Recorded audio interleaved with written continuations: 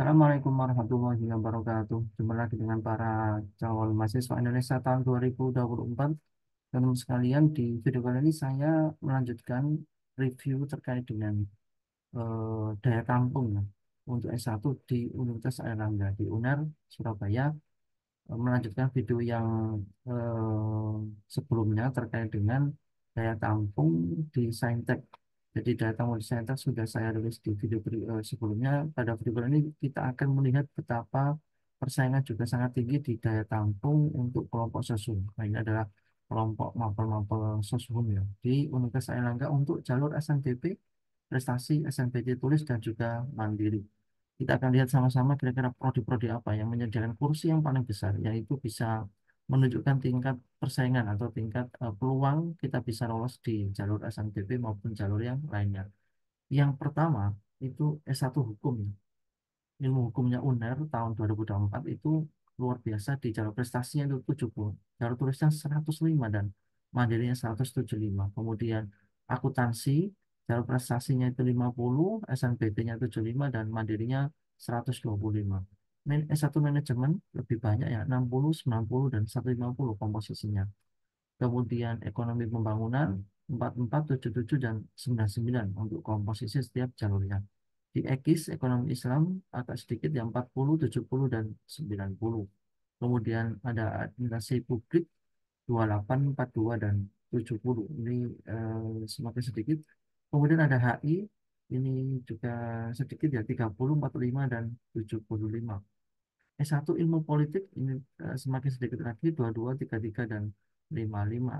S1 sosiologi 26, 46 dan 58. Kemudian S1 Ilkom ilmu komunikasi 30, 53 dan 67.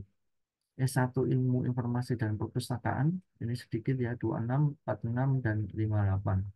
S1 antropologi ini malah semakin sedikit 20, 40 dan 40. Nah, ini sama ya persentase yang jalur tulis dan mandirinya untuk S1 antropologi. Kemudian S1 psikologi lumayan banyak 52, 78 dan 130 secara mandiri.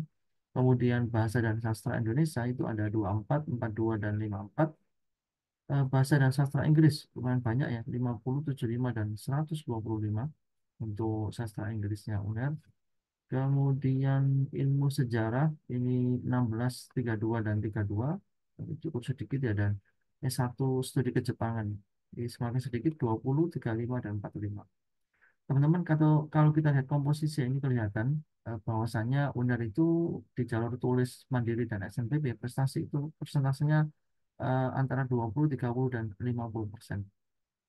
Paling tinggi memang jalur mandiri ya kuotanya karena mengambil persentase tertinggi yaitu 50%, tulisnya 30% dan prestasinya 20%. Nah, teman-teman bisa melihat peluang itu dilihat dari jumlah kursi yang disediakan. Biasanya mengerucut itu di hukum, akuntansi, manajemen, kemudian ilmu komunikasi, kemudian psikologi. Perhatikan aja jumlah kursi yang disediakan. Ilmu hukum paling banyak ya 70 untuk jalur prestasi. Kemudian akuntansi juga lumayan 50 dan manajemen juga 60. Yang besar lagi itu psikologi 52 dan bahasa dan sastra Inggris itu di angka 50. Selainnya di bawah 30 semua. Ini ada yang bahkan hanya 20 saja studi Kejepangan. Malah ini 16 ya. Ilmu sejarah hanya 16 kursi yang disediakan. Bahasa Indonesia hanya 24, kemudian antropologi hanya 20, dan ini ilmu politik juga 22. Jadi memilih prodi dengan jumlah kursi yang besar itu juga meningkatkan peluang.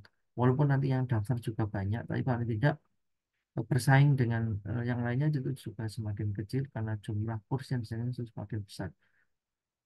Di jalur mandiri juga UNER membuat apa itu kuota yang juga besar ya. Hampir ya ada beberapa prodi yang di atas 100 ya. Ilmu hukum itu 175, akuntansi 125, manajemen 150, kemudian ini ada sastra Inggris 125. Dan ini psikologi ya 130. Nah, mudah-mudahan data-data ini bisa menjadi referensi teman-teman untuk bisa memilih prodi-prodi yang walaupun misalnya tinggi tapi paling tidak kuota yang disediakan itu juga banyak. Semoga ini membantu. Yang penting tetap semangat em, menyongsong jalur prestasi yang sebentar lagi akan dibuka pendaftaran dan tetap semangat untuk jalur-jalur yang lain jika memang belum beruntung di jalur prestasi. Semoga bermanfaat. Sampai ketemu di video berikutnya. Wassalamualaikum warahmatullahi wabarakatuh.